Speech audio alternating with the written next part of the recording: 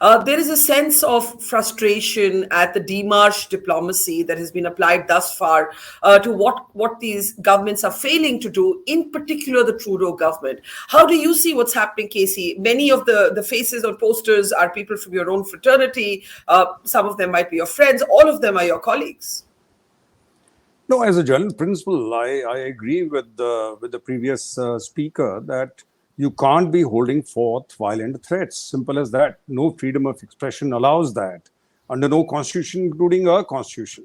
But the issue is more complex than that. It's complex because this has got fired up after the Niger killing.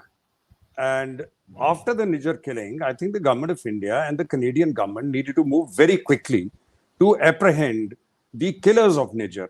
Because by word of mouth, it started that this has been done by India, it's been done by Indian agencies. So why was everybody asleep? Because that is the time that it needed to be stopped. That unless you stop it now, because you see, earlier Panchwad was killed in Pakistan, then you had Khanda killed in England, who died mysteriously, and this is the third death. So it's given fuel to the Khalistanis, and Khalistanis are not new there.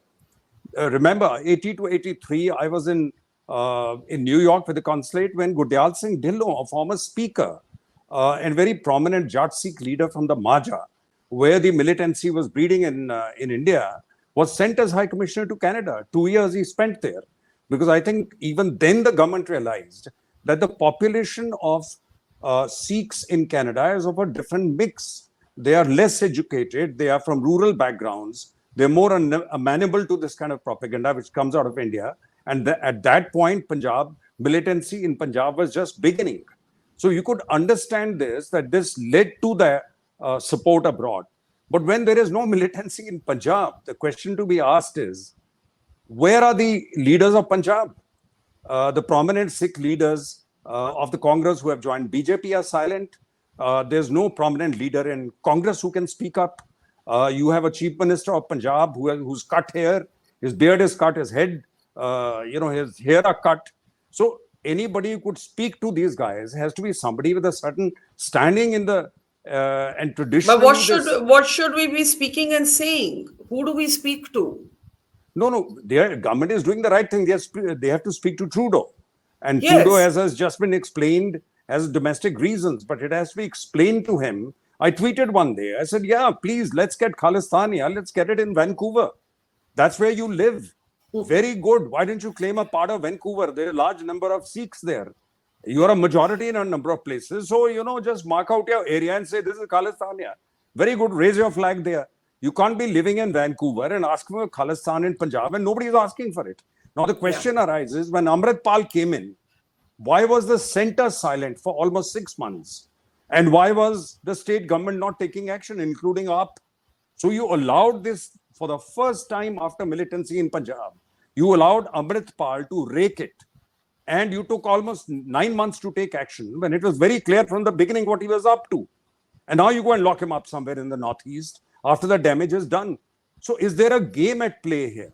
That you want a kind of soft kind of thing which polarizes, which gets into domestic politics? What is the game? What game would how would it be to anyone's advantage in India, Casey? I've got to push back on what you've just said.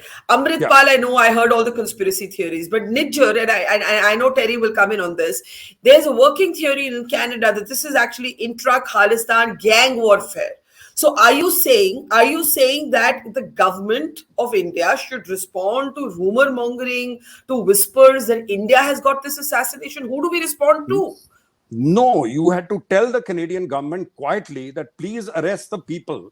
This kind of rumor mongering is going around, which will get inflamed. You can surely anticipate it. That is what politics and diplomacy is about. You know there's a situation building up. And the Khalistanis, but they are always, nobody took them seriously. They'll make some noise and they'll go away. They've captured some gurdwaras in USA there. But remember, and then there is the other side, that when you have the diaspora functions there, you don't see the Sikhs there in any large number. Is the government of India reaching out to the entire diaspora, or is there a majoritarianism you export there and therefore you worsen the divide that is already there? What exactly is happening? So I think this is not the way to do it. Vajpayee used to go abroad. He never used to hold those meetings. he reached out to the entire lot because you do not export your political differences abroad. So it's got complicated because Amritpal again came and raked it, because delayed action was here, because you allowed rumor mongering in Canada, and then the right wing has just captured the narrative. Now it's more difficult. Even the moderates get ensnared in it, and it becomes a bigger problem. So it's a complex issue. It is not simple as this, let's get rid of these guys. You can't get rid of them. Like I told you, from Dhillon's time in 1981, we've been wrestling with it. And that time, of course, the problem was there in Punjab. And now Punjab has been free of it for a long time. So how is this again getting revived?